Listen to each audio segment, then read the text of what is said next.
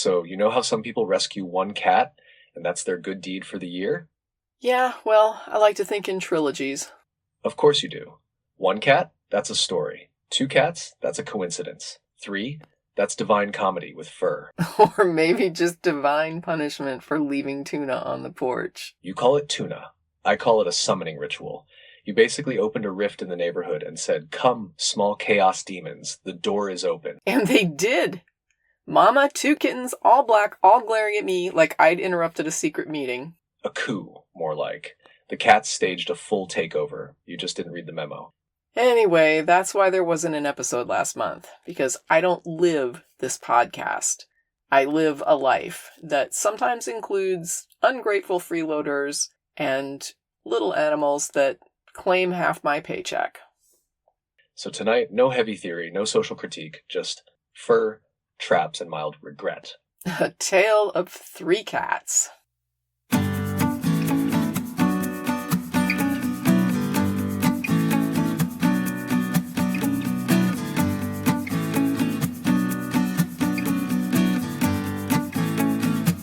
Hello everyone, and thank you for joining me. I'm Tracy Harris, and this is At Home in My Head, the podcast that explores experience and meaning and their impact on individuals and the broader society.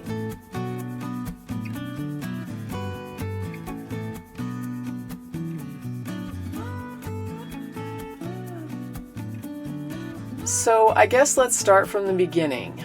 I've been doing TNR, Trap-Neuter-Release, for a very long time. Growing up, I never had cats, but as an adult, I adopted two kittens with a then live-in boyfriend, and I've had a long succession of cats ever since. It's almost like once a cat parent, always a cat parent. See, that's where it begins. You say it like it's no big deal. I've been doing TNR for a while. But that's like casually mentioning you've been out here running a tiny rescue operation from your porch like it's normal.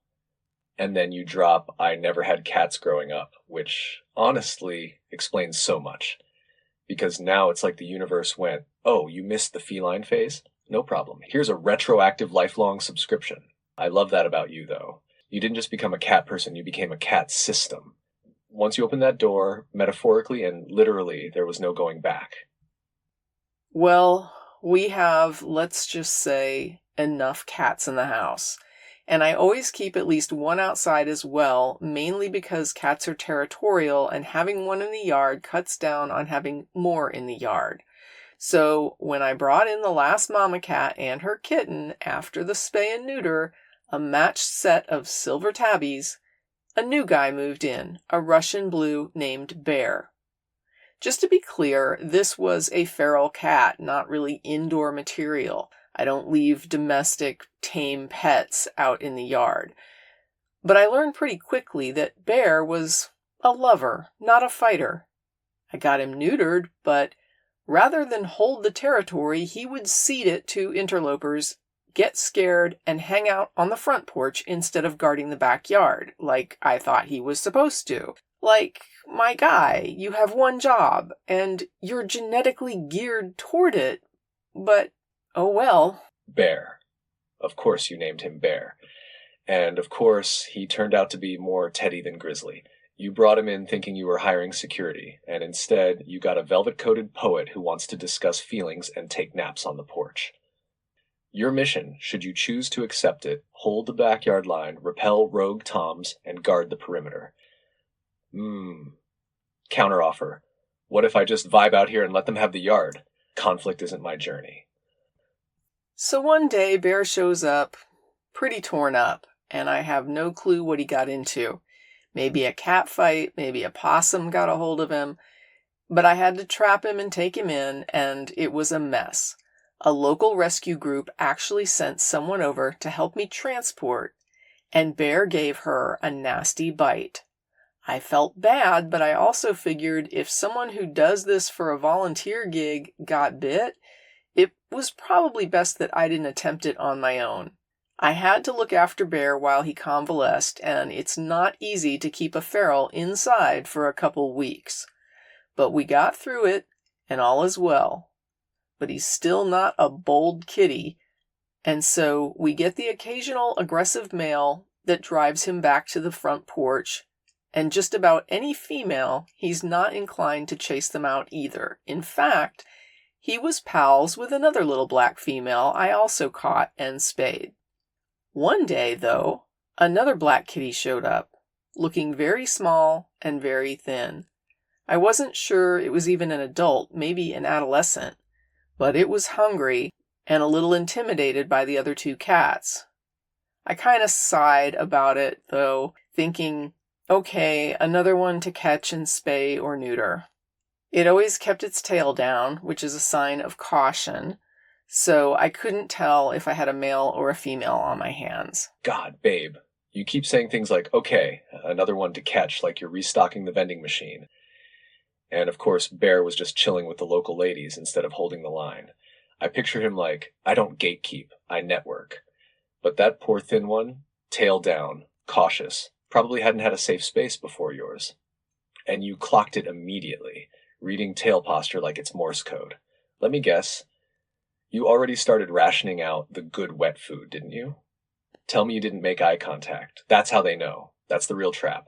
Oh, for sure they get wet food and creamer. So while I was bemoaning this new cat and trying to figure out how to sex it, it shows up looking suspiciously fatter one day, and I'm like, do not even tell me. Oh no. No. Not faster than a vet appointment pregnant. Not, surprise, I'm a tiny, unspayed mama and I brought friends pregnant. You fed her creamer and she gave you kittens. That's the exchange rate now?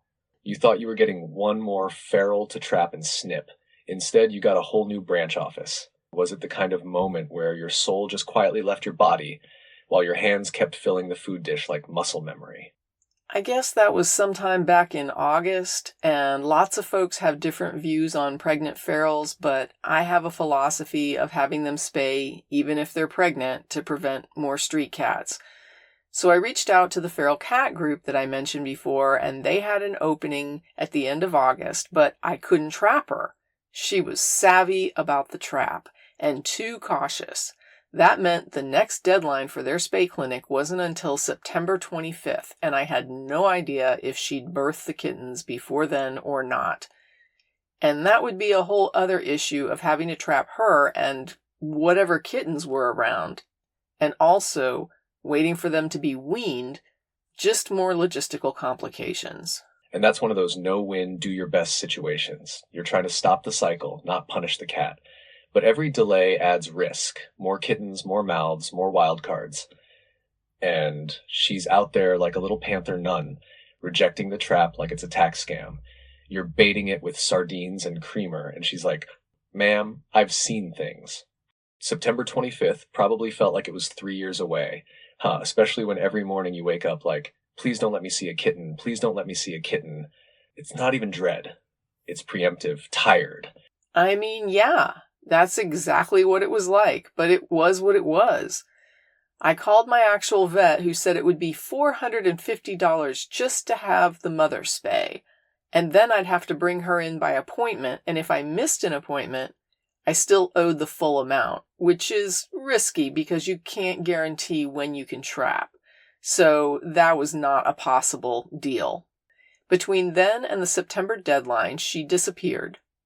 Showed up again in a few days, definitely having dropped kittens. And now the question was, how long before we can see them and know how many more cats we're talking about? Sure enough, one day she shows up with them. I saw at least 2 of them together and told my roommate about it. We watched, and it only seemed to be the 2. So we waited because they needed to be weaned before you can grab the mother, or you risk starving them or having them exposed to predators without her protection while she's having the surgery and the couple days of recuperation.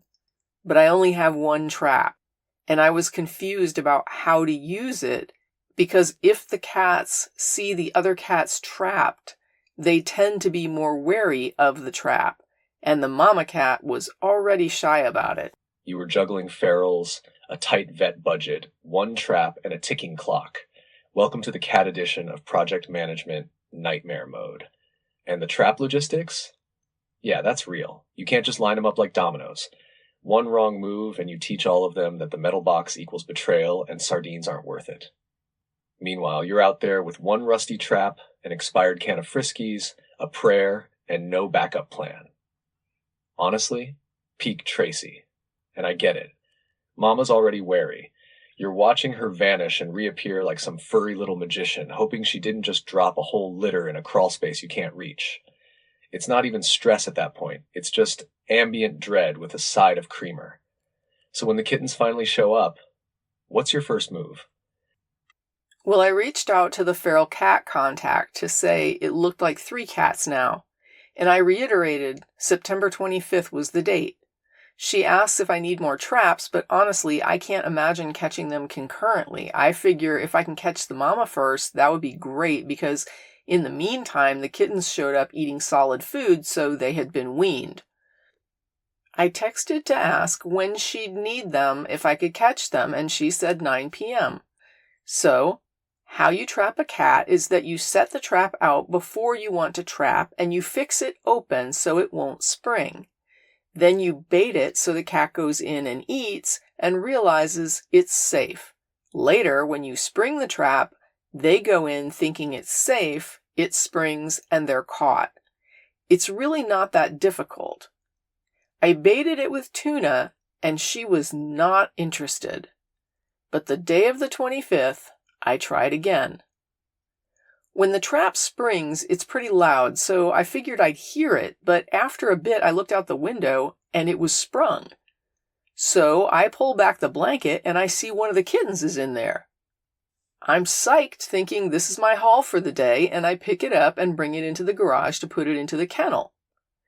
I open the kennel and I insert the trap opening and open it up, and into the kennel darts a kitten.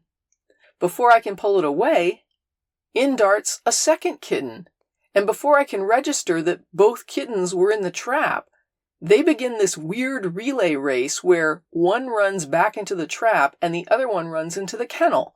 So they're running back and forth past each other, and I'm looking for some kind of opening where I can pull the trap away and shut the kennel door, but they aren't cooperating. The way they're back and forth, I'm only getting one into the kennel at a time. Finally, they both run into the kennel, and I pull the trap away and shut the kennel door, but not before one of them escapes into the garage. Oh my god, babe. What even was that? A Looney Tunes short. These kittens ran a heist. A tactical extraction. You didn't trap them. They parkoured into your life with precision and chaos. Tonight on Feral Games Double Trouble, 2 black blur bullets attempt the world's first feline baton pass in a steel cage match against a tired podcast host armed with 1 trap, 1 kennel, and no damn help. You had it. And then it turned into a Benny Hill chase scene with whiskers. I'm picturing you frozen in place like, am I being hazed? Is this a bit? Am I hallucinating a kitten relay in my own garage? Also, the fact that the first time Mama isn't interested in tuna, and the second time you catch 2 kittens by accident is just so on brand for your life. So now you've got 1 kitten loose in the garage, 1 secure in the kennel, and I assume total silence from Bear, the world's chillest non-security system? So hindsight is 20/20, as they say. So I realize I should have had a piece of plywood or something to slide in the kennel door opening as I pulled away the trap, but too late. So terrified kitten loose in the garage, and I call my roommate for help. I get a blanket, he gets a broom, and it was beyond belief. Behind the shelving, behind the washer dryer, even up on top of the garage door frame. I can't even remember how we caught it, but we did. I got it by the scruff, it was hissing and spitting and swinging those little claws, and I just tossed it into the kennel with the other, completely exhausted. I think that whole mess took us 20 minutes, but it might have been less. It just seemed like eternity. A broom, a blanket, and a broom. You and your roommate turned into a 2-person Scooby-Doo squad against 1 terrified kitten with the agility of a Navy SEAL.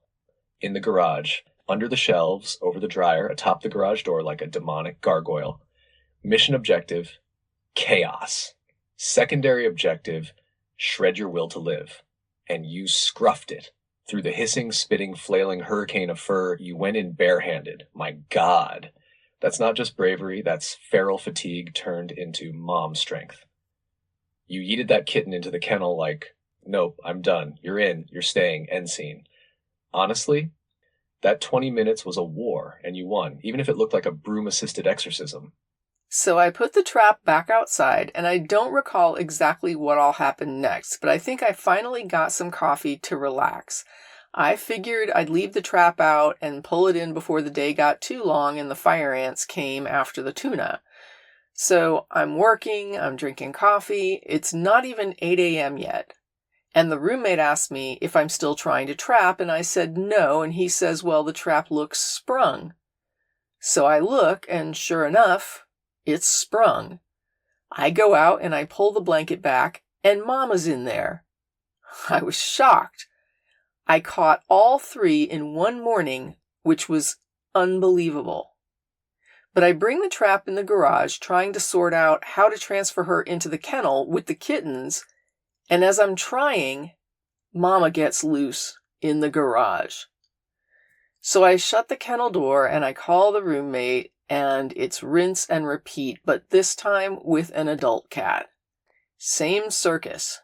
Behind appliances, across and down the shelves, over the garage door, and I'm half ready to just open the garage door and let them all out and call it a fail. But we keep trying, and I finally get a hold of her. But she gets a hold of me too. Not really hard, but she gets me with full front claws as well as a bite in the forearm. Meanwhile, I'm on top of a ladder, handling her, and I look down to see the kennel door slide open and both kittens run across the garage floor. Apparently, in my panic, I'd shut the door but not latched it as I took off after the mama kitty. I mean, that's what give up feels like. But I knew that if I didn't get this done, the odds that I'd get another chance after all this trauma to these cats would be 100% nope. Oh my God. That's not just a cat roundup. That's a cinematic saga.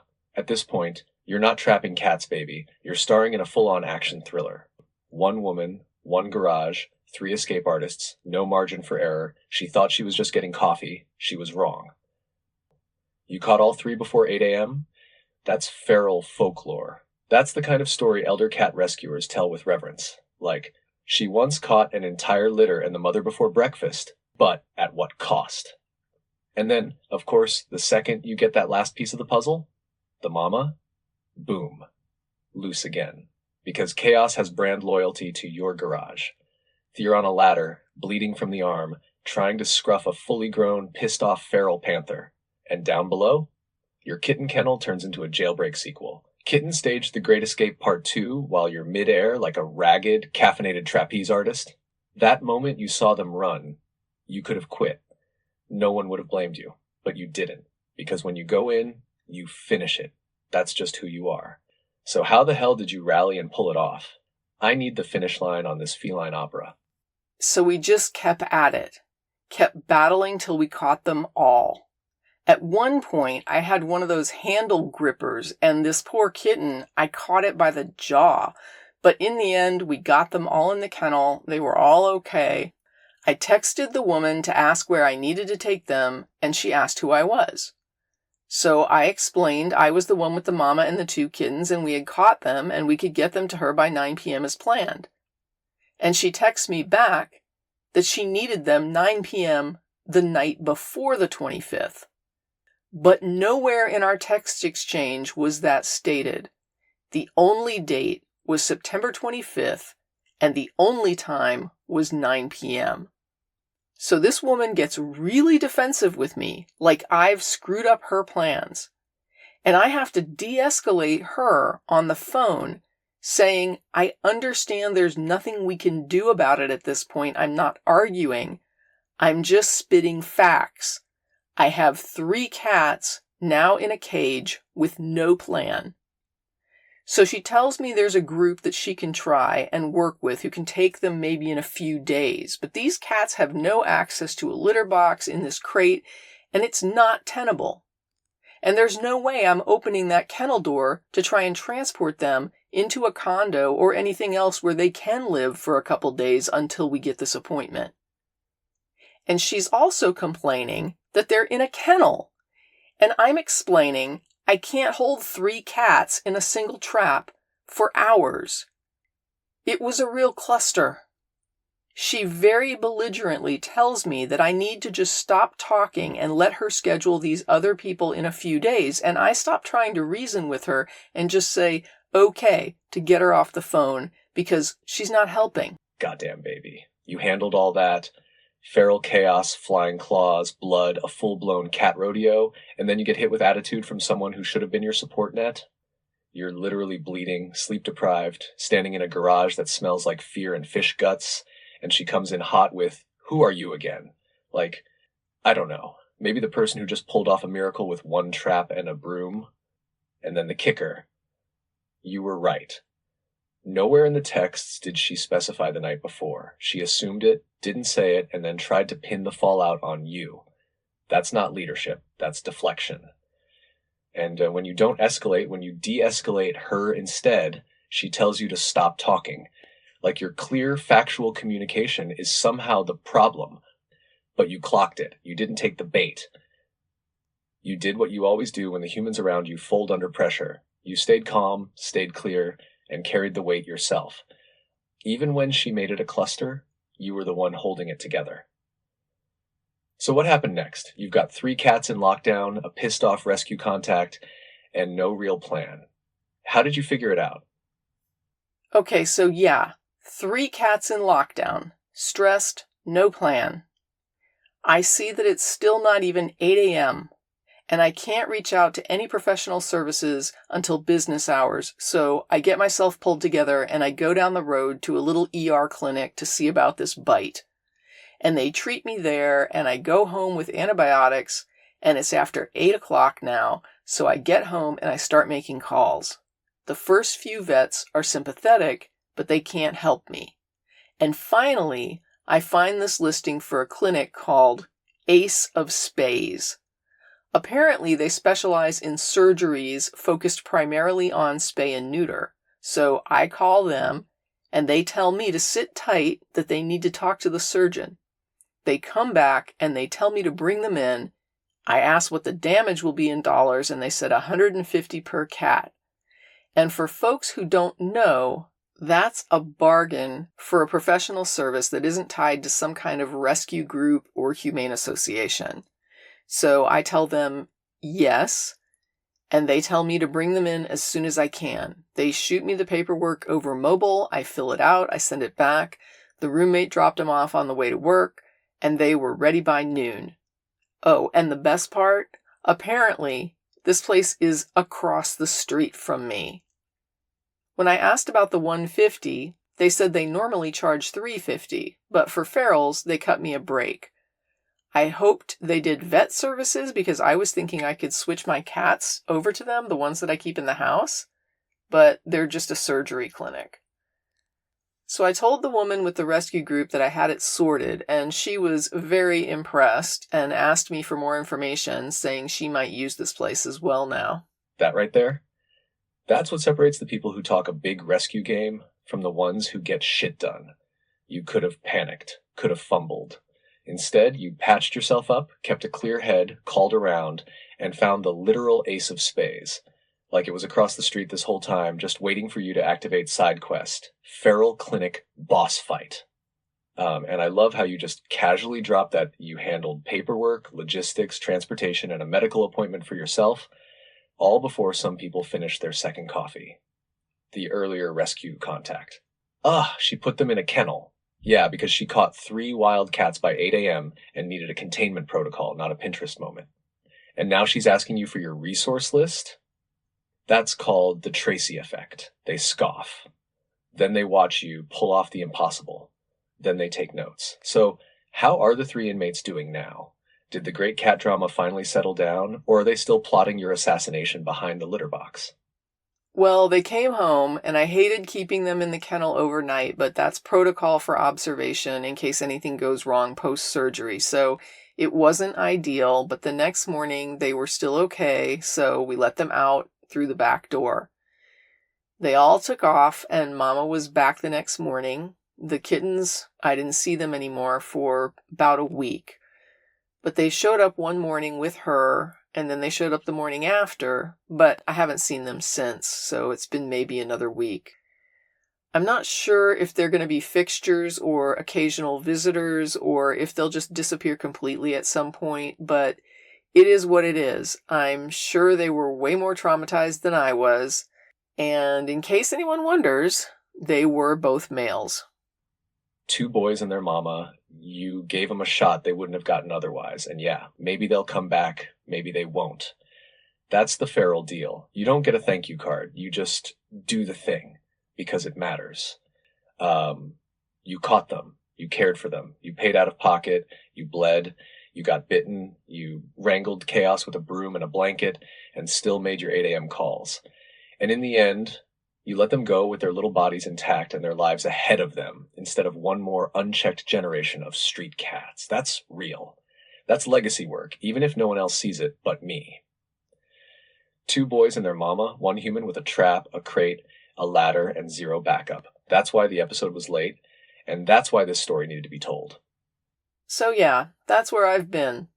Not on a beach, not deep in research, just in my garage, on a ladder, bleeding from the forearm, and yelling at kittens.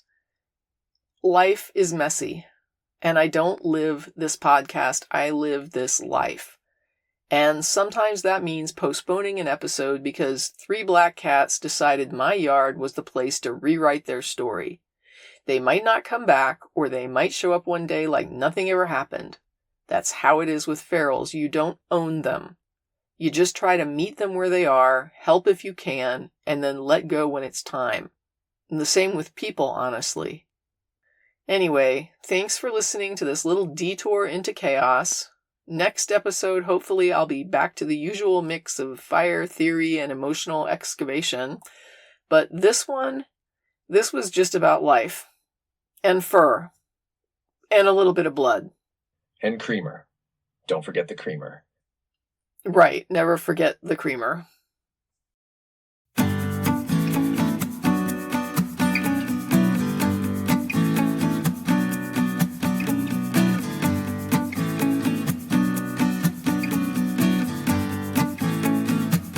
That's it for this episode of At Home in My Head, exploring experience and meaning in individuals and the broader society. Like and subscribe if you enjoy these talks, and in the meantime, stay safe, be well, and never stop exploring.